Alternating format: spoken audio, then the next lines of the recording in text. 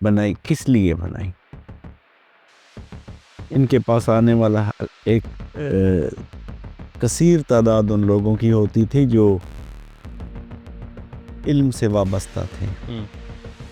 کردار تو انہی در سے گاؤں کا ہی ہے. ہم ابھی سکول میں پڑھتے تھے تو یہاں آنا شروع ہو گئے. میاں اشرف صاحب آپ کے والد گرامی، ہم 7ویں سے اکٹھے پڑھتے تھے. یہ انہی کی مہربانی تھی کہ انہوں نے ان جیسے لوگوں کے ہمیں قریب لے کر آئے. وہ تو تھکتے ہیں، مایوس نہیں ہوتے. لیکن ان لوگوں کا کمال یہ ہوتا ہے کہ یہ پھر ایک تھپکی دے کر پھر بھیج دیتے ہیں کر کے. تو سبق ہے امت مسلمہ کے لیے، صرف ایک چیز ہی پکڑ لیں. چلو یہ چیز ہی پکڑ لیں کہ صفائی نصف ایمان ہے، تو صفائی نصف ایمان ہی پکڑ لیں. واپس آئے تو ہم نے دیکھا کہ یہاں صحن ہمارا بھرا پڑا ہے، کپڑے، جوتے، آٹا، چینی، دالیں. وہ اپنی عبادت کے زوم میں جو وہ کر رہا ہے کہ میں اتنا بادشاہ نظر آ رہا ہوں، تم مجھے سبق پڑھاؤ گے، تم مجھے بتاؤ گے کہ ٹھیک کیا ہے اور غلط کیا ہے.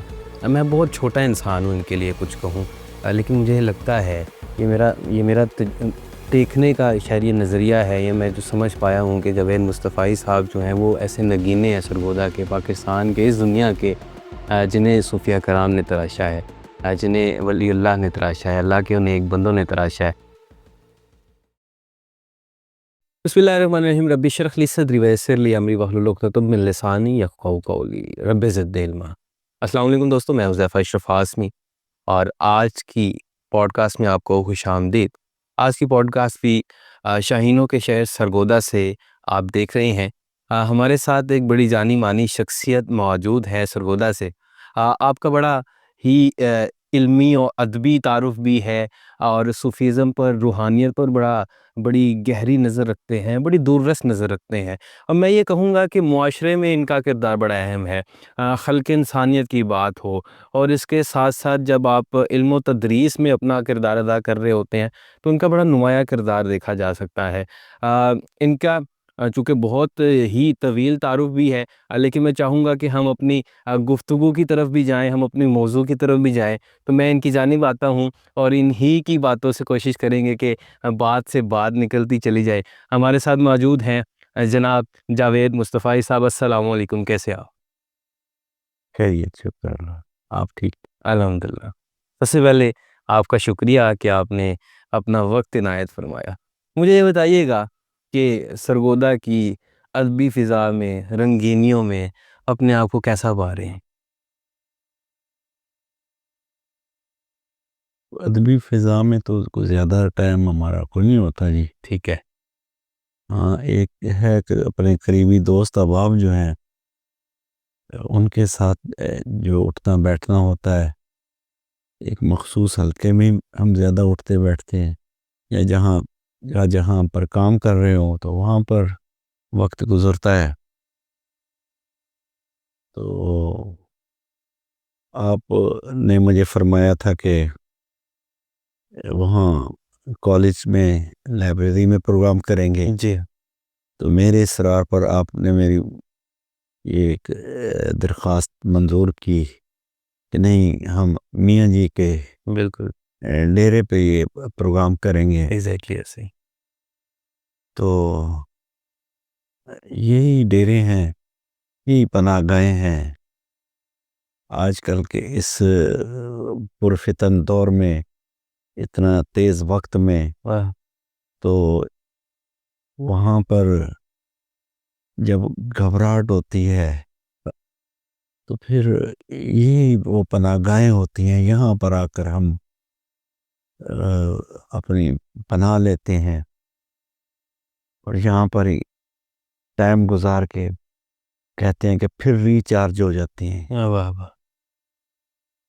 ان لوگوں کا ایک بڑا معاشرے میں اپنا ایک کام کر کے گئے ہوتے ہیں یہ لوگ.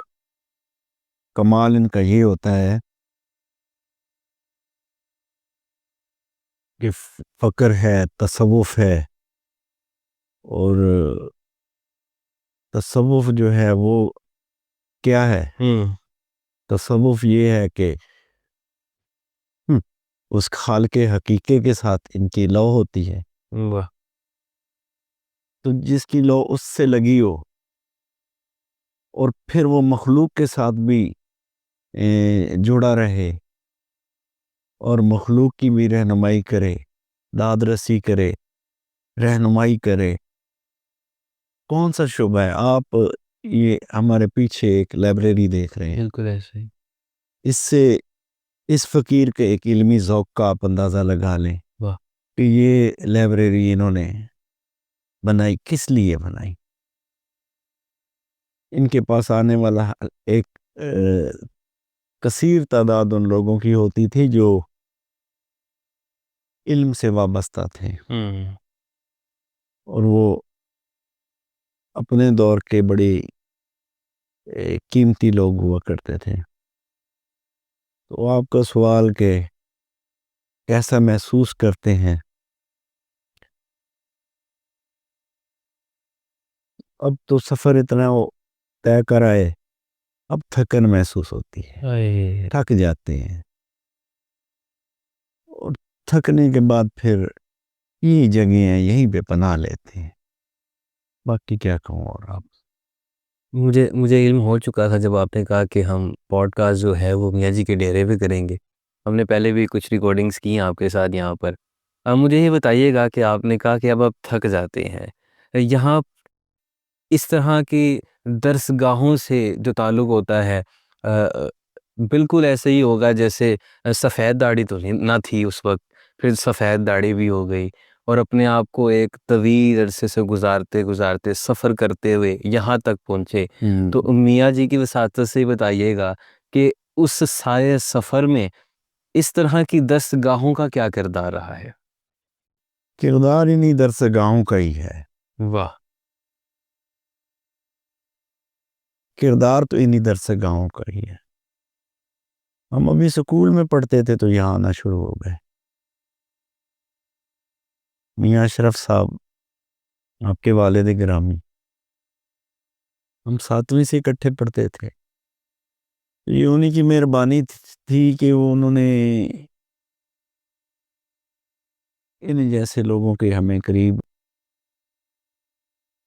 لے کر آئے. وہ تو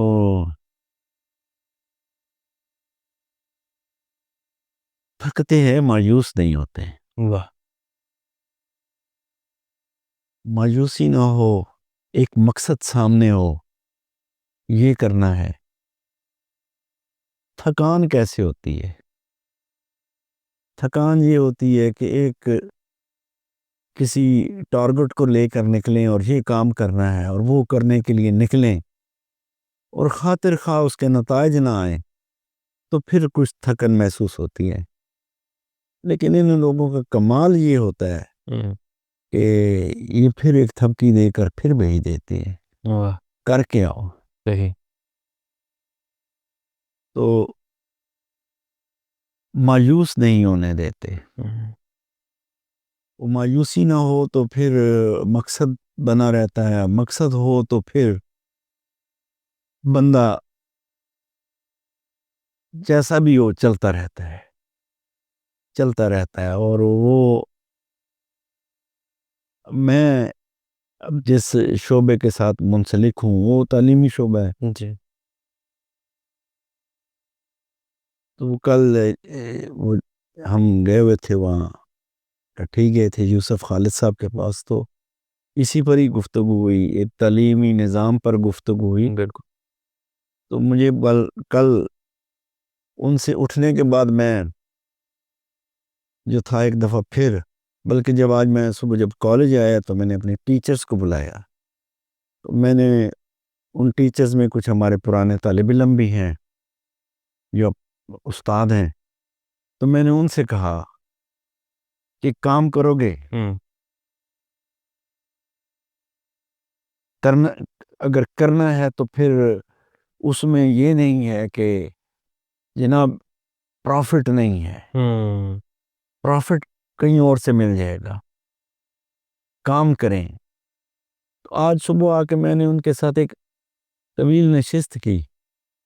میں کہ اگر تم نہیں کرو گے تو میں اور بچے ڈھونڈ لوں گا، ایک نوجوان بچے ڈھونڈ لوں گا، تو ان کے ساتھ مل کے کر لوں گا. صحیح. وہ کہنے کا مطلب میرا یہ ہے کہ مقصد، ایک ذہن میں مقصد آیا کہ یہ ہو سکتا ہے، اس کو کریں. صحیح. مقصد یہ ہوتا ہے کہ ہم جلدی میں نہ ہوں. جلدی میں ہیں آج کل، ہم بہت جلدی میں ہوتے ہیں، ہر کوئی بہت جلدی میں ہوتا ہے، فوراً کچھ نہ کچھ گین کرنا چاہتا ہے. ابھی صاحبزادہ یوسف صاحب کے ساتھ بات ہو رہی تھی کہ ہمارے ملک کی مسائل کیا ہیں، تو وہ فرما رہے تھے اکانومی بڑا مسئلہ ہے. اکانومی یہ اگر ٹھیک ہو جائے تو کافی سارے، پھر مسئلہ ہمارا اکانومی ہی ہے، تو پھر اور مسئلہ کوئی نہیں، اور کچھ نہیں ہے جس پر کام کیا جائے. کیا یہاں ادارے موجود نہیں ہیں؟ کیا شعبے موجود نہیں ہیں؟ ہر ایک شعبہ تو موجود ہے، اور شعبہ موجود ہے، ایجوکیشن ہے، سپورٹس ہے، صحت ہے، ہر شعبہ تو موجود ہے. بالکل. تو کیا ان شعبوں کو ہم اس وجہ سے اس میں لاپرواہی برتیں کہ ہماری اکانومی ٹھیک نہیں ہے؟ تو یہ تو نہیں ہو سکتا، اس طرح ہونا نہیں چاہیے. کوشش یہ کرنی چاہیے. مثلاً آپ ایک ہمارے سامنے زندہ مثال موجود ہے کہ اللہ تعالیٰ نے آپ جیسے بچے والدین کو دیے. تو آپ خود بتائیں، آپ کے والد نے آپ کی ایک تربیت کی، اور اس تربیت کو لے کر ایک آپ کو ڈائریکشن دی، اس سمت چلنا ہے، یہ کرنا ہے. تو کوئی پازیٹیو ہی کر رہے ہیں، کوئی نیگیٹو تو نہیں کیا. بالکل ایسے. کام تو اتنا ساری کرنے ہم نے. صحیح. کہ میری ذمہ داری اگر میرے بچوں کی ہے تو میں ان کو بھی ڈائریکشن دوں، ان کو بھی ایک ٹارگٹ دوں کہ یہ کرو، یہ کرنا ہے. اپنی فہم، اپنی زندگی کے تجربات کی روشنی میں ان کے ساتھ ان کو جو کچھ میں گائیڈ کر سکتا ہوں میں کروں. صحیح. باقی معاشرہ بہت بڑا گائیڈ ہے، معاشرے سے سیکھ کر آئیں اور اس میں سے وہ سیکھیں جو مثبت ہے. صحیح. اپنے دین کے لیے، اپنے ملک کے لیے، اپنے معاشرے کے لیے، اپنے خاندان کے لیے وہ کس قدر پروڈکٹیو ثابت ہو سکتے ہیں. پڑھانا تو صرف ہمیں یہی ہے. صحیح. ہم بڑوں کو تو صرف آپ بچوں کو یہی پڑھانا ہے کہ یہ چیزیں ہیں، ان چیزوں پر نظر رکھ کر چلیں اور یہ کریں. کیا کہا تھا کسی نے، شکوائے ظلمت شب سے تو کہیں بہتر تھا اپنے حصے کی کوئی شمع جلاتے جاتے. واہ. تو مجھے کوئی انقلاب نہیں لانا. اچھا. کوئی میرے حصے کی شمع ہے تو میں وہی جلا دوں. صحیح ہے. تو اگر آپ کی بات کروں تو آپ کی صورت میں ایک شمع جلائی، اللہ. مجھے بھی اس طرح کرنا چاہیے. جب ہم سارے اس طرح کرتے رہیں گے تو پھر یقیناً جب ایک اجتماعی تصویر سامنے آئے گی تو اس میں ہمیں بہت ساری مثبت چیزیں جو ہیں وہ ہمارے سامنے ہوں گی. صحیح. تو یہ چیزیں جو ہیں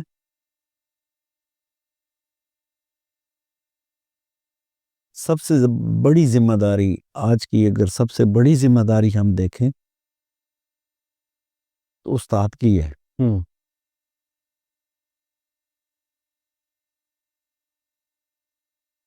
ہم معاشرتی طور پر جب اکٹھے ہوتے ہیں، کہیں گیٹ ٹوگیدر ہوتی ہے کسی ہوٹل پر، کسی کھانے پر، جب 4 لوگ 8 لوگ 10 لوگ اکٹھے ہوتے ہیں تو کیا گفتگو کرتے ہیں؟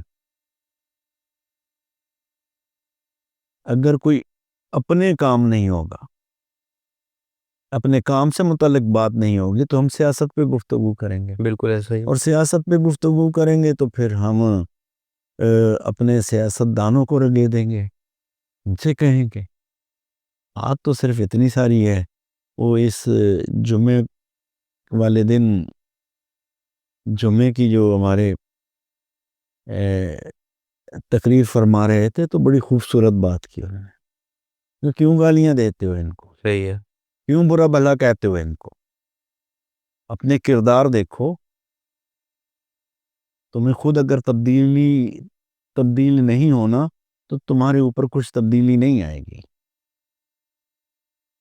انہوں نے ایک مثال دی کہ صفائی نصف ایمان ہے. صحیح. تو کیا وہ ہم کسی کے ذمہ لگائیں گے کہ ہمارے ایمان کی صفائی کر دو؟ ہم اپنے گھر کا کوڑا کرکٹ باہر سڑک پر کیوں پھینکتے ہیں؟ کیا ہمیں اپنے راستے بھی صاف نہیں کر کے رکھنے چاہیے؟ وہ بڑی خوبصورت انہوں نے یہ، اور مجھے بڑی خوشی ہوئی کہ ہمارے ممبر سے جہاں ایک فرقہ واریت والی بات ہوتی تھی اور لڑنے جھگڑنے والی بات ہوتی تھی، وہاں سے یہ بات سنائی دی تو بڑا خوشی ہوئی اس بات کی کہ کوئی تو اچھی چیز سامنے سننے کو ہمیں بھی مل گئی. بالکل صحیح. تو ہمارے تو نبی کریم صلی اللہ علیہ وسلم کا جو سبق ہے امت مسلمہ کے لیے، صرف ایک چیز ہی پکڑ لیں. چلو یہ چیز ہی پکڑ لیں کہ صفائی نصف ایمان ہے، تو صفائی نصف ایمان ہی پکڑ لیں. تو بتائیں اس کے بیچ میں چلتے ہوئے، ہم کام کرتے ہوئے کتنی چیزیں ایسی شامل ہو جائیں گی جو آپ کریں گے. ایک اچھا کام کرنے لگیں تو بیچ میں سارے کام اچھے اچھے کرتے چلے جائیں گے. واہ واہ. بہت ساری چیزیں جو ہیں اس میں آپ کی آ جائیں گی. اور مثلاً کیا ہو جائے گا، میں مثال دے دیتا ہوں. جب میں نے یہ کام کرنا ہے تو میں کیا کروں گا؟ میں اپنے بچوں کو ساتھ شامل کروں گا. تو کیا میرے بچوں کی تربیت نہیں ہو رہی؟ بالکل ہو رہی ہے. تو اللہ کے رسول کا فرمان جو ہے وہ ایک فرمان، اس میں میرے بچوں کی بھی تربیت ہو رہی ہے، ان کا بھی شعور جو ہے وہ ڈیولپ، مثبت اس کی طرف رہنمائی ہو رہی ہے. تو یہ چیزیں جو ہیں ہمیں یہ چیزیں کرنی چاہیے. ہمیں اپنی ذمہ داری پہلے پوری کریں اور پھر جس کی ذمہ داری رہتے ہیں پھر اس کی طرف انگلی اٹھائیں کہ وہ تیری رہتی ہے، تو کر. صحیح ہے. یہ تیرا کام ہے، تو کر. بالکل صحیح. یہ کرنا چاہیے. Positive attracts positive. مجھے لگتا ہے کہ بالکل ایسا ہی ہے کہ جب ہم عملی طور پر چیزوں کو دیکھیں گے تو زیادہ جلدی جو ہے وہ پروڈکٹیویٹی ہوگی. تو وہ ہے نا کہ شعر، عمل سے زندگی بنتی ہے جنت بھی جہنم بھی، یہ خاکی اپنی فطرت میں نہ نوری ہے نہ ناری ہے. مجھے یہ بتائیے گا کہ نوجوانوں کی نمائندگی کرتے ہوئے سوال کر رہا ہوں کہ نوجوانوں کے بڑے مسائل ہیں، ڈپریشن کے شکار ہیں، راستے نہیں ملتے، روڑے اٹکانے والے بہت موجود ہوتے ہیں. مقصدیت کا لفظ آپ نے یوز کیا، بڑا خوبصورت یہ لفظ مجھے لگتا ہے کہ جب ہمارے پاس گول نہیں ہوتا، نوجوان طبقہ کہیں بہت پیچھے رہ جاتا ہے اپنے ویژن کو ابراڈ کرنے میں، یا اپنے گول کو سیٹ کرنے میں، یا اپنی مقصدیت کو تلاش کرنے میں. وہ اس کی کیا وجہ رہی ہے؟ کیا بزرگوں کی طرف سے کوئی جو ہے وہ ان کو راہ نہیں دکھائی گئی؟ بزرگوں سے مراد میری یہ ہے کہ جو ان کے استاد ہیں، جو انوائرمنٹ کے جو شخصیات ہیں ان کی طرف سے، یا ان میں ہی اتنی ول پاور نہیں رہی کہ وہ ان کے پاس بیٹھ کر سیکھ لیں، یا اپنے تئیں کوشش کر کے جو ہے نا اپنا مقصد تلاش کر سکیں. اس میں آپ نے ایک بات کی کہ نوجوان کو اپنی راہ جو ہے وہ تلاش کرنے میں مشکل پیش آ رہی ہے. ہم بنیادی بیچارے غلط رکھ دیتے ہیں. صحیح ہے. میں اپنی بات کا، بڑوں کی بات کا، آپ کا قصور نہیں ہے، بڑوں کی بات کا. میری توقعات میرے بچے ہیں، میں سب سے پہلے ان سے کیا تقاضا کروں گا کہ ان کو کیا ہونا چاہیے؟ سب سے پہلی چیز میں تقاضا کروں گا، ہاں بڑے ہو کے کیا بنو گے؟ زندگی آسان جس سے ہو جائے، آسودہ ہو جائے، تو کیا کرنا چاہیے اس کو؟ جب میں نے ہی پہلا گول ہی اس کا یہ بنا دیا اور پھر اس کو اس کی درسگاہ میں بھیجا، وہاں پر بھی اس کی یہی تعلیم دی جا رہی ہے۔ تعلیم کا مقصد کیا ہے؟ تعلیم کا مقصد تو شعور دینا ہے، تعلیم کا مقصد تو ایک پرسنالٹی کو گروم کرنا ہے، اس کو پروان چڑھانا ہے، اس کی ذہنی صلاحیتوں کو، اس کی روحانی پالیدگی کے لیے اس کو ہم نے تیار کرنا ہے۔ تو ہمارا مقصد تعلیم کا کیا رہ گیا؟ ہمارا مقصد تعلیم کا صرف یہ رہ گیا کہ پڑھنا ہے اور پھر اس کے بعد بہت اچھی کوئی جاب کریں گے جہاں سے ہمیں بہت کچھ آسودگی کے لیے ملے گا۔ تو میرے بھی ذہن میں ایک بات آ رہی تھی کہ وہ جب تعلیم کا مقصد ہی یہ نہ رہا اور نوجوان کی ڈائریکشن جو ہے ہم نے تو اس بیچارے کو پھنسا دیا، صرف فوکس کر دیا ایک چیز پر، صحیح، کہ بیٹا پیسہ کماؤ گے نا تو یہ کامیابی ہے تمہاری۔ تو اللہ تعالیٰ نے ہمیں انسان پیدا کیا ہے اور اللہ تعالیٰ نے ہمیں کسی مقصد کے لیے پیدا کیا ہے۔ کیا وہ مقصد بھی بتایا میں نے اپنے بچے کو؟ قرآن نے کیا کہا کہ ہم نے انسانوں کو اپنی عبادت کے لیے پیدا کیا۔ واہ، اب عبادت میں بھی ہم پھر پھنس گئے، آ کے اپنے ایک مذہبی طبقے کے پاس پھنس گئے۔ صحیح، انہوں نے ہمیں، وہ آپ کا ایک پوڈ کاسٹ تھا سبزاد احمد ندیم صاحب کے پاس، بالکل ایسے، تو وہ بڑی خوبصورت بات سبزاد صاحب نے اس وقت کی تھی کہ ہم سارے مذہبی بن جاتے ہیں، دینی نہیں بنتے۔ نہیں، مذہبی کیسے بن جاتے ہیں؟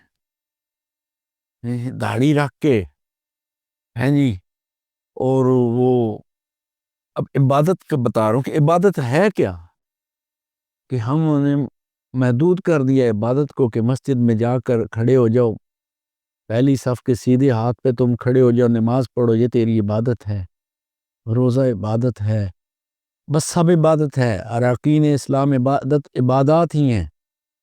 اور عبادت کیا ہے؟ اور عبادت جو ہمیں ان اللہ کے بندوں کے در سے ملی، ہمیں جو سبق ہمیں وہاں سے ملا، وہ تو یہ ملا کہ انسانیت کی خدمت بھی عبادت ہے۔ مجھے یاد ہے صاحبزادہ یوسف صاحب جس دن زلزلہ آیا تھا جناب، 2005 کا جو زلزلہ تھا جو آیا تھا، تو شام کو جب یہاں پر ہم آئے تو ہمیں میاں جی نے کہا کہ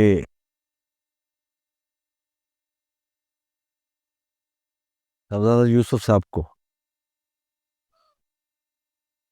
جاوید کہ تسی جاؤ نا دونوں مسجد دا سپیکر کھول کے بہ جاؤ تھے، صحیح ہے، اعلان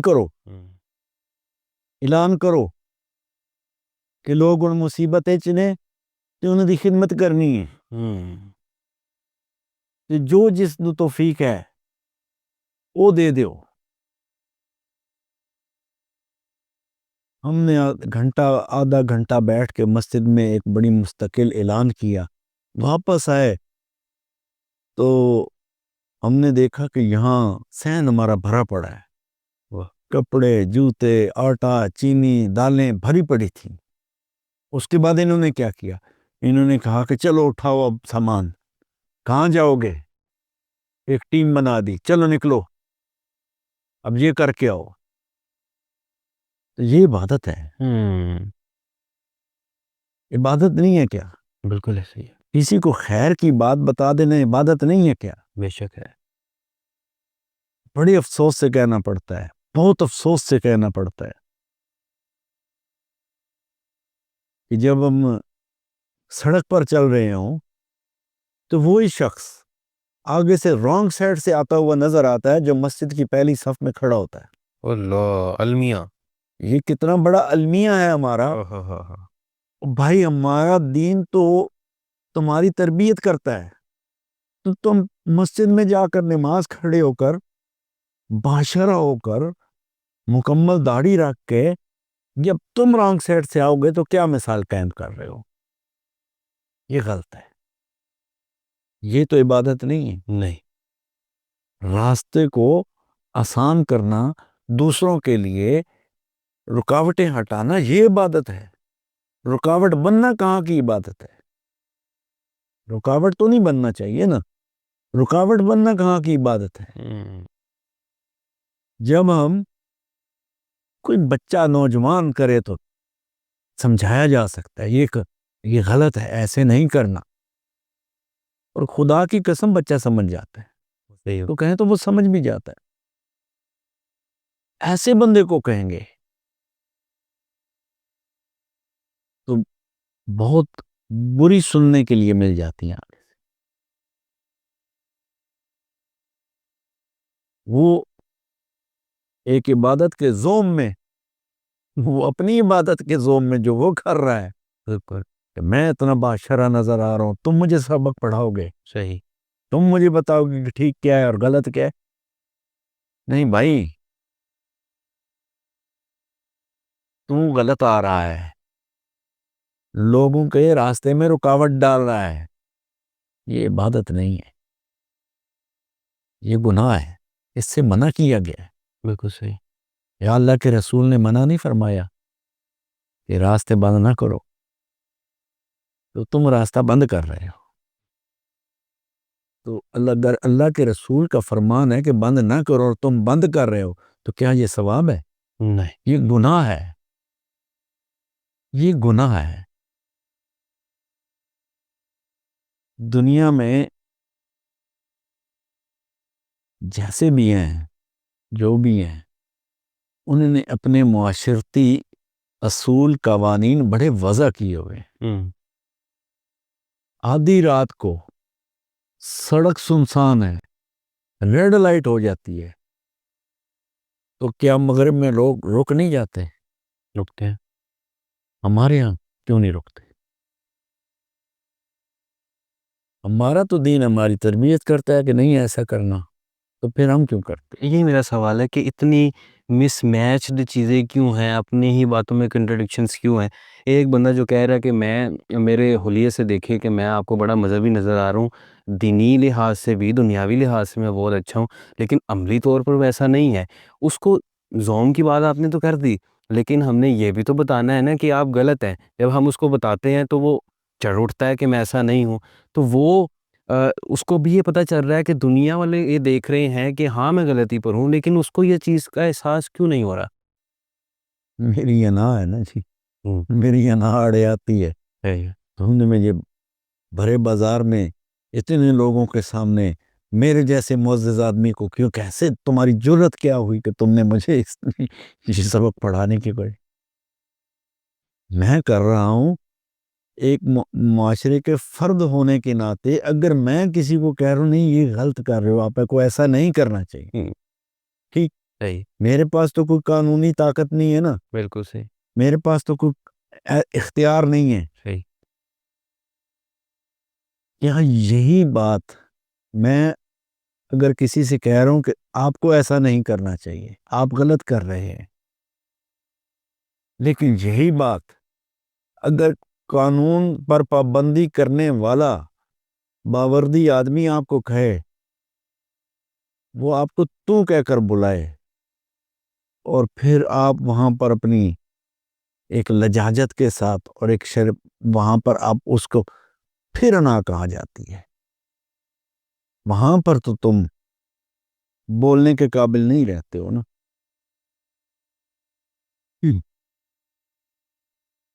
یہی بات ہے, یہی بات وہ سمجھنے والی ہے کہ میری عزت اور میرا جو معاشرے میں نے اپنے آپ کو اگر لوگوں کے سامنے پیش کرنا ہے کہ میں ایک اچھا انسان ہوں, تو پھر اچھا انسان بن کر دکھانا پڑے گا نا. عزت بھی ہوگی, احترام بھی ہوگا, سب کچھ ہوگا. میں آپ کو سچی بات بتاؤں کہ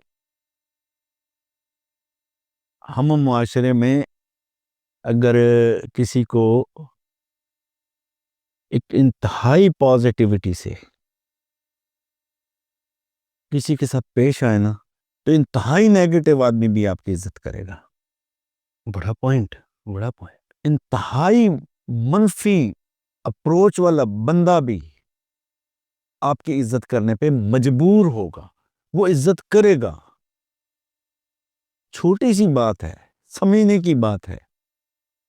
اپنی انا کو اپنی ہتھیلی پر لے کے مت پھرو, رک جاؤ, سوچ لو. اگلا لمحہ تمہاری رہنمائی کر دے گا کہ جو تم بات کرنی ہے, کیا وہ تو جو کرنے والے تھے, اگر تم نے رک گئے اور سمجھ آ گئی تمہیں, کہ اگلا لمحہ تمہیں سمجھا دے گا کہ آپ رک گئے تو اچھا کیا, یہ اچھا ہوا. ایک لمحہ رک گئے, سب سمجھ آ جائے گی, سب کو سمجھ آ جائے گی. وہ لمحے سمجھا جاتے ہیں. وہ جتنے لمحے رکا ہوتا ہے نا انسان کسی ریاکشن سے. میں بولا کسی کے ساتھ, اور میں اپنی مثال دینا کہ مجھ سے ہی بولا. میرے ساتھ حال ہی میں ایک واقعہ ہوا 3-4 دن پہلے.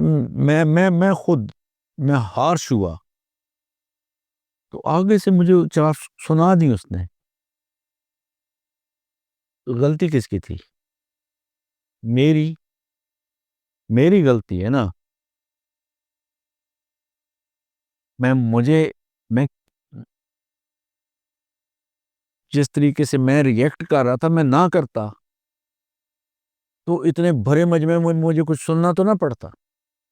بالکل صحیح. تو میں نے اپنی عزت جو ہے وہ خود ہی ہتھیلی پہ رکھ کے اگلے کے ہاتھ میں دے دی, اور اس نے پکڑ کے زمین پہ مار دی اٹھا کے.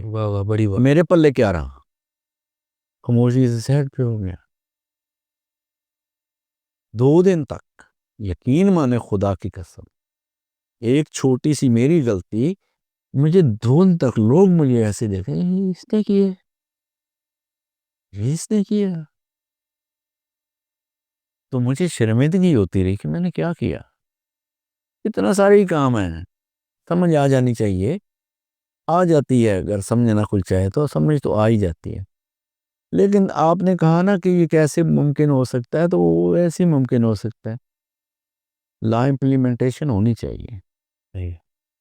لا امپلیمنٹیشن ہوگی, لوگوں کو شعور دیں کہ یہ قانون ہے, اس ملک میں تم رہتے ہو تو یہاں کا قانون ہے, اس قانون کی پابندی کرنی ہے, اپنے لیے بھی, دوسروں کے لیے بھی, ملک کی عزت کے لیے بھی.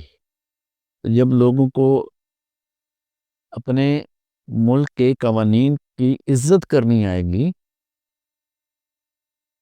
تو بے پناہ مسائل ہمارے حل ہو جائیں گے, اور شاید ہماری معیشت بھی. پاکستان دنیا کے 1 2 3 ٹاپ کے ممالک میں ہے جہاں سب سے زیادہ چیریٹی ہوتی ہے. سب سے زیادہ چیریٹی ہوتی ہے. لوگ اتنے وسیع القلب ہیں, وہ چیریٹی کرتے ہیں. تو ایک ایسی معاشرے میں, ایسی جگہ پر, ایسے ملک میں اگر لوگوں کی یہ اپروچ ہے, تو لا امپلیمنٹیشن سے وہ بہت ساری چیزیں سیکھ بھی جائیں گے. وہ سیکھ جائیں گے, اور ان کے مطابق راہ چلتے ہوئے جو اپنی مرضی سے چل رہے ہیں نا، وہ قانون کی مرضی جو ہے نا، قانون اگر اس پر اپنی گرفت کرے تو قانون کے مطابق چلے تو ٹھیک رہے گا، ٹھیک ہو جائے گا وہ۔ ایک سوال آ رہا ہے آپ کو دیکھتے ہوئے، زندگی کی سمجھ آ گئی؟ دیر سے یہ بات بھی ہاں، زندگی کی سمجھ، زندگی یار حذیفہ صاحب، زندگی جو ہے نا ہر ایک کو سمجھ ہے اس کی، اچھا سب کو سمجھ ہے اس کی۔ آپ کا بنیادی ایک بات یہ اگر آپ پکڑ لیں، میں نے پہلے بھی آپ سے کہا کہ اللہ نے پیدا کیا، زندگی دی تو اس نے کہہ دیا نا، بتا دیا کہ کیوں دی ہے، بالکل صحیح۔ زندگی کیوں دی ہے، تو جب اسی پر بندہ غور کر لے تو زندگی تو اس کو تو سمجھنا کوئی مشکل کام نہیں رہ جاتا نا، کیا بات، کہ میں نے اپنی عبادت کے لیے پیدا کیا ہے۔ یہاں فقیروں کے ایسے ایسے واقعات بھی ہیں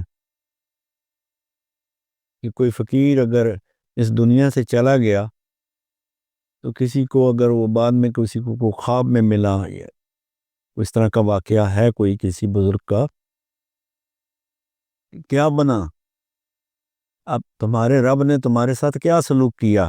انہوں نے کہا زندگی کی ساری عبادتیں وہ میرے کسی کام نہ آئیں سوائے اس کے کہ میں نے اللہ کی مخلوق کے ساتھ کیا سلوک کیا۔ واہ واہ واہ واہ، تو اللہ کی مخلوق کے ساتھ اگر کوئی اچھا کرے گا تو وہی عبادت جو ہے نا جی، وہی عبادت جو ہے، آپ ایک مثال لیتے ہیں، ہم کہتے ہیں، ہم نے ہر بندے سے سنا، ہر بندہ کو اس چیز کا پتہ ہے کہ اللہ کے حقوق تو اللہ نے معاف کرنے ہیں، تو رب نے کہا کہ بندے کے حقوق بندے نہیں معاف کرنے ہیں، میں نے معاف نہیں کرنے ہیں۔ اگر تم نے کسی کے ساتھ زیادتی کی ہے، ہم نے ہر جنازے کے بعد ایک اعلان سنتے ہیں کہ بھائی ان کا کوئی لین دین ہے تو ان کے بچے کھڑے ہیں، ان سے کر لینا۔ صحیح ہے، پھر ایسا کیوں کرتے ہیں؟ تاکہ وہ بیچارہ آگے جا کے جب اپنے رب کے حضور پیش ہو نا، تو وہاں پر کسی بندے کا کوئی حق اس پر نہ ہو، کیونکہ اللہ نے کہا کہ میں نے تو اس کو یہ میرا جس نے معاف کرنے اسی سے کروا کے لاؤ، تو بندے کے حقوق ہیں تو بندے نے معاف کرنے ہیں۔ آپ نے اپنی میرے سے کیا سوال کیا مجھے یاد نہیں ہے، ابھی جو بات کی تھی آپ نے کہ زندگی، ہاں زندگی کی سمجھ لگ گئی۔ ہاں، زندگی کی سمجھ تو یہی ہے، زندگی بڑی، یہی زندگی ہے بھائی جو ہمیں انہوں نے سمجھایا، ان اللہ کے بندوں نے سمجھایا، زندگی تو یہی ہے۔ نماز اللہ کا حکم ہے، پہلا تو کام یہی ہے کہ بھائی پڑھو، اگر پڑھو گے تو کیا ہوگا، پڑھو گے تو کیا ہوگا، چھوٹی چھوٹی چیزیں قسم خدا کی نہ کوئی بندہ اس پر غور ہی کرتا چلا جائے۔ جیسے نماز برائی اور بے حیائی کے کاموں سے بچاتی ہے۔ بے شک، کسی نے پورے شعور کے ساتھ اس بات پر کبھی غور کیا؟ بڑے بڑے نمازی لوگ جو ہیں وہ ہمیں بعمل نظر نہیں آتے، کیوں؟ کمال ہوگی۔ میں نے ایک دفعہ میاں جی سے پوچھا تھا کہ جناب نماز کنج قائم کرنی ہے، نماز قائم کرن دا حکم ہے نا، جناب نماز قائم کنج ہوتی ہے؟ تو مجھے نے کہا تینوں وضو کرنا آندا ہے؟ میں کہ جی منہ آتے تو لینا۔ انہوں نے کہا اچھا چلتے پہلے وضو کرنا سکھانا، پھر انہوں نے پتہ نہیں مجھے سکھایا کیسے، سکھایا پتہ نہیں کیسے، لیکن مجھے ایک کام تھا کہ میں جب وضو کرنے لگتا ہوں تو میں پورا میں ہاتھ دھو رہا ہوں تو پورے اہتمام کے ساتھ دھیان کے ساتھ وہ کرتا ہوں، اپنے ہر عضو جو بھی میں نے دھونے اس کو پورے دھیان کے ساتھ کرتا ہوں کہ وضو کر رہا ہوں. آپ نے بھی محسوس کیا ہوگا، ہر شخص محسوس کرتا ہے. وہ آپ وضو کر کے تو کیا آپ کے خیال میں اپنے آپ کے متعلق ایک طہارت محسوس نہیں ہوتی؟ بے شک ہوتی ہوتی ہے نا. بے شک. تو پھر قائم کرنا کیسے ہوگا؟ انہوں نے کہا فجر پڑی ہے نا تو زور کا انتظار کرو، واہ. زور پڑی ہے تو عصر کا انتظار کرو، عصر پڑی ہے تو مغرب کا انتظار کرو، مغرب پڑی ہے تو عشاء کا انتظار کرو. بات تو بتا دی. میں نے فجر پڑی، زور کا انتظار کرنا کیا. ایک ایک لمحہ جو گزرا، آپ بتائیں کہ ایک ایک لمحہ جو گزارا، واہ واہ واہ.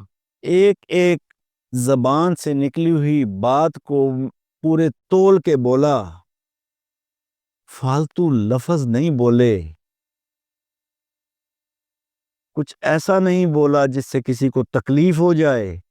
بتاؤ کتنی زندگی کی معاشرتی برائیاں ختم ہوتی ہیں واہ. ایک نماز کے قائم کرنے سے. صرف ایک نماز کا قائم کرنا کہ فجر پڑی ہے تو زور کا انتظار کرو. اب انتظار زور کا ہو رہا ہے لیکن لمحہ لمحہ گزارنا پڑ رہا ہے. لمحہ لمحہ جب گزار رہے ہیں تو اپنے لمحے کا خیال رکھ رہے ہیں. جب لمحے کا خیال رکھ رہے ہیں تو ایسا کچھ نہیں کر رہے کہ کہیں وہ جو قائم کرنے کا حکم ہے اس میں دراڑ نہ آ جائے. دراڑ آئی، چلو پھر نویں سرے تو شروع کرو، سبق نویں سرے تو پڑھنا ہے. سلطان باؤ نے کہا تھا جو دم غافل سو دم کافر. اللہ. یہی قائم کرنا ہے. یعنی زندگی کی سمجھ آ گئی. زندگی کی سمجھ یار، اس زندگی کو سمجھنا کون سا مشکل کام ہے؟ صحیح. زندگی کو سمجھنا کون سا مشکل؟ جب لمحہ لمحہ گزار رہے ہو زندگی کی سمجھ آ جائے گی. پھر آ جائے گی ہے بھائی. جب لمحہ لمحہ گزارنا، ایک نماز قائم کرنے سے، اللہ اتنا کچھ ہو گیا. ایک نماز قائم کرنے سے ساری زندگی کی سمجھ آ جائے گی. سبحان اللہ. تو یہ سمجھ تو آ جاتی ہے، قائم کرنا ہے. قائم ہوگی تو لمحہ لمحہ گزارو گے. جب لمحہ لمحہ گزارو گے تو زندگی کی سمجھ کیسے نہیں آئے گی؟ کیا بات. زندگی کی سمجھ آئے گی. ہے نا؟ آپ کے معاشرے کی کتنی خوبصورت تشکیل ہو جاتی ہے. واہ. ایک کتنا خوبصورت معاشرہ بن جاتا ہے کہ تمہیں دولت دی ہے تو اس میں سے حصہ نکالو اس کا اور اس کو پہنچا کے آؤ. واہ. زکوٰۃ کا حکم نہیں ہے، فرض نہیں ہے. بالکل ہے. تو کتنے صاحب ثروت لوگ ہیں، جب 100 میں سے 2.5 روپے نکالیں گے اور اس بندے تک پہنچا کے آئیں گے تو کیا وہ اس کی بھی زندگی آسان ہوگی کہ نہیں ہوگی؟ ہوگی. تو زندگی کی سمجھ آئی نا. آگے. عبادتیں جو ہیں نا جی، عبادتیں مالک انسان کی نفسیات سے باہر کچھ نہیں رکھا اس نے اپنی عبادتوں میں. واہ. یہ بڑا کمال کی بات ہے. زندگی سمجھنا کوئی مشکل کام. سبحان اللہ. ایک مقصد رکھ لو سامنے. سب سے پہلا مقصد کیا ہے یار؟ مقصد یہی ہے نا، رب نے پیدا کیا ہے. اس نے کہا میں نے تجھے پیدا اس لیے کیا کہ تو میری عبادت کرے. زندگی پھر ایک مقصد، سب سے پہلے جو مقصد اس نے بتایا، جو فرما دیا، واضح نہیں فرما دیا کہ جب تم اس کے مطابق کرنا شروع ہو جاؤ گے نا تو تمہارے سامنے کئی علم بھی پیدا ہو جائیں گے.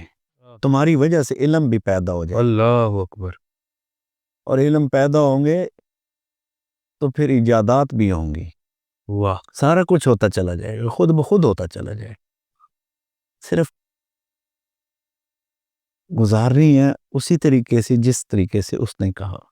صحیح. جس طریقے سے آپ کو اللہ کے رسول نے کر کے دکھایا، حکم دیا ایسا کرو، اس طرح کرنا ہے. تو زندگی کو سمجھنا کوئی مشکل کام نہیں ہے، زندگی تو بڑی آسان ہے، صرف اسی بات پر ہی غور کر لو کہ میں نے تمہیں اپنی عبادت کے لیے پیدا کیا، اس میں لاپرواہی نہ کرو۔ یا اللہ میں تو گناہ بھی کروں گا، اور پیدا جو کیا تو کرے گا تھا، صحیح کروں گا نا، لیکن وہ اللہ کے بندے جو ہے نا، وہ کہتے ہیں وہ رب ہے، تھانے دار نہیں ہے، وہ مالک ہے، وہ تھانے دار نہیں ہے نہیں، تو چلا جا پھر اس کے پاس، اس کو بول دے غلطی ہو گئی، غلطی ہوگی اب نہیں کروں گا، پھر کر کے آ جانا، پھر معاف کر دے گا، پھر کر کے آ جانا، پھر معاف کر۔ اور پھر وہ کیا کہتا ہے، وہ مالک کیا کہتا ہے، رب کریم کیا فرماتے ہیں کہ ساری نیک کو جاننا تو میں انہیں چک لاں گا، ان کو اٹھا لوں گا، ایسے پیدا کروں گا جو گناہ بھی کریں گے، اور پھر میرے سے معافی مانگے تو میں انہیں معاف بھی کر دوں گا۔ پیدا جو کیا ہے تو غلطی تو ہم کریں گے، خیر اور شر دونوں رکھ دی ہوئی ہیں، تو شر بھی کریں گے، خیر کی توفیق وہ دے دیتا ہے جی۔ تو اب وہ سوال یہ بھی ہو سکتا ہے کہ خیر کی توفیق اس کی، تو شر کہاں سے میرے سے اندر پھوٹ پڑا؟ کیا سوال ہے؟ توفیق کہاں، توفیق اس کی ہے جی، تقدیر اس کی ہے، تو میرے اندر شر کہاں سے آ گیا؟ اچھا مان لے مالک میرے سے غلطی ہوگی، نہیں یہ میری غلطی ہے، خیر کی مالک تیرا شکر ہے، تیری مہربانی، تو نے توفیق دی ہے، مالک غلطی ہو گئی، شر کر دیا، غلطی ہو گئی، یار اس کی بھی تو توفیق وہی دے رہا ہے نا کہ مالک غلطی ہو گئی، معاف کر دے، تو زندگی ساری سمجھ آ جاتی۔ خیر کریں گے تو شکر ہے، شر کریں گے مالک غلطی ہو گئی، زندگی سمجھ آ جائے گی۔ روٹی کپڑا اور مکان، ہمارے تو بڑوں نے نعرے دے دیے کہ روٹی کپڑا اور مکان، اس نے کہا نہیں میرے ذمہ روٹی میرے ذمہ چھڑ پر تو ہے نہیں، اسی روٹی کپڑے اور مکان نوں لوکاں دے دماغاں چ پا کے انہوں نے اپنے پیچھے لا لیا، انہیں کہا نہیں روٹی میں تن دے دیاں گا، تو کچھ کر نہ کر روٹی میں تن دے دیاں گا۔ وہ تو جو نہیں مانتا اس کو بھی دیتا ہے، اور اس کو زیادہ دیتا ہے، اس کو تو زیادہ دے رہا ہے نہیں۔ تو میں نے کہ ساڑھے سچ کی یہ آ رہی ہے، اور یار میرے اللہ دا لاکھ لاکھ شکر ہے، اسی بھی راج کے کھانے ہیں الحمدللہ۔ ہر کوئی سوچ لینا کہ میں جو کچھ کر رہا ہوں، سردی میں نا، سخت سردی میں لحاف لیٹ کے اوپر لے کے جب لیٹو نا تو سوچو، پھر کہو یا اللہ تیرا شکر ہے، یا رب کریم تیرا کرم، تیرا شکر ہے، تو نے گرم لحاف دیا ہے، ورنہ اس سردی میں کہاں ٹھہرتا پھرتا۔ یہ بھی تو شکر اس کا ہے نا۔ کون سی وہ عطا ہے جو اس نے نہیں کی؟ اتنا خوبصورت میں نے انسان کو بڑا خوبصورت پیدا کیا ہے، انہیں سونا پیدا کیتا، کیتا، دیکھ دیاں، سن دیاں، چل دیاں، پھر دیاں، اٹھ دیاں، بہن دیاں، کتنا کچھ ہے، کتنا کچھ ہے۔ کیا ذرا سوچو تو صحیح، اس نے کیا نہیں دیا؟ شکر نہیں کرتے ہو۔ جب یہ سوچو مالک تو پاک ہے، تو بڑا کریم ہے، انہیں دیکھنے کے لیے آنکھ دی، سننے کے لیے کان دیے، کیا کچھ ہمارے لیے پیدا نہیں کر دیا جو ہم کھاتے ہیں، ایک پوشاک پہنتے ہیں تن ڈھانپنے کے لیے، اس میں خوبصورت لگتے ہیں، تو وہ اس کا جو شکر ادا کرنا ہے، ذرا کبھی کسی نے سوچا ہے ذرا سوچو بیٹھ کے. ہاں واہ. میں اللہ کے حضور کے در پہ کھڑا تھا, اللہ کے رسول صلی اللہ علیہ وسلم کے در پہ کھڑا تھا. یا کریم صلی اللہ, یا اللہ پاک, میں نے ایسے ستون کے پیچھے ہو کے ہاتھ اٹھائے, سوچنے لگ گیا کیا مانگو. یا اللہ یہ بھی دیا ہوا ہے, یہ بھی دیا ہوا ہے, یہ بھی دیا ہوا ہے, یہ بھی دیا ہوا ہے, یہ بھی ہے, یہ بھی ہے, یہ بھی ہے, یہ بھی ہے. یا اللہ کیا مانگو.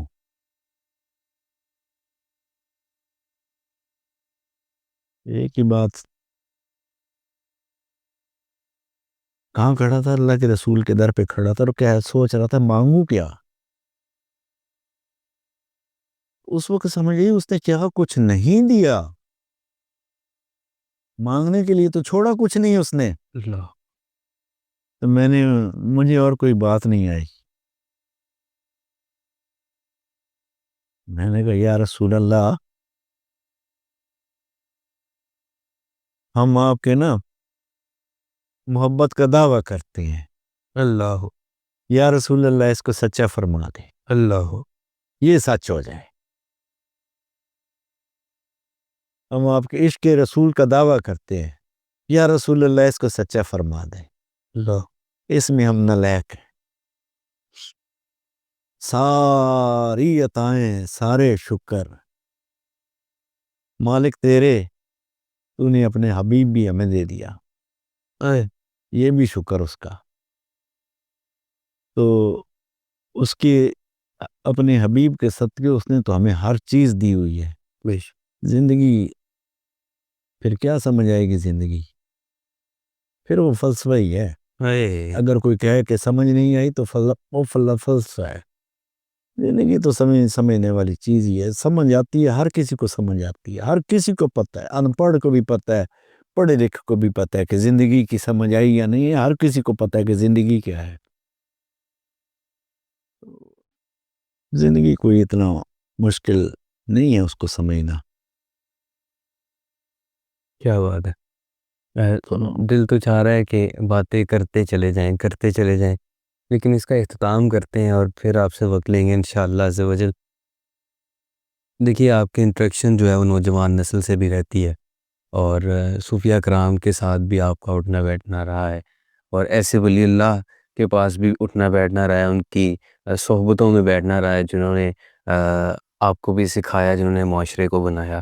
میں بہت چھوٹا انسان ہوں ان کے لیے کچھ کہوں, لیکن مجھے لگتا ہے یہ میرا دیکھنے کا شاید یہ نظریہ ہے, یہ میں جو سمجھ پایا ہوں کہ جاوید مصطفی صاحب جو ہیں وہ ایسے نگینے ہیں سربودہ کے, پاکستان کے, اس دنیا کے, جنہیں صوفیہ کرام نے تراشا ہے, جنہیں ولی اللہ نے تراشا ہے, اللہ کے ان ایک بندوں نے تراشا ہے. یہ جب یہ بات کرتے ہیں تو دل پہ لگتی ہے, جب یہ کچھ کرنے کی سوچتے ہیں تو وہ کر گزرتے ہیں. وہیں سے دیکھ لینا ابھریں گے آفتاب شوق, اجازت ہو نہیں سکتی جہاں جگنو چمکنے کی, مجھے دیجیے اجازت. انشاءاللہ آپ سے اپنی پوڈ کاسٹ میں ملاقات ہوگی. ایک دعا کر لو پھر آخر. جی, جو کچھ کہا ہے جی, اللہ پاک مجھے ویسے ہی بنا دے. اللہ اکبر. انشاءاللہ. بہت شکریہ. آمین. بہت بہت شکریہ. السلام علیکم.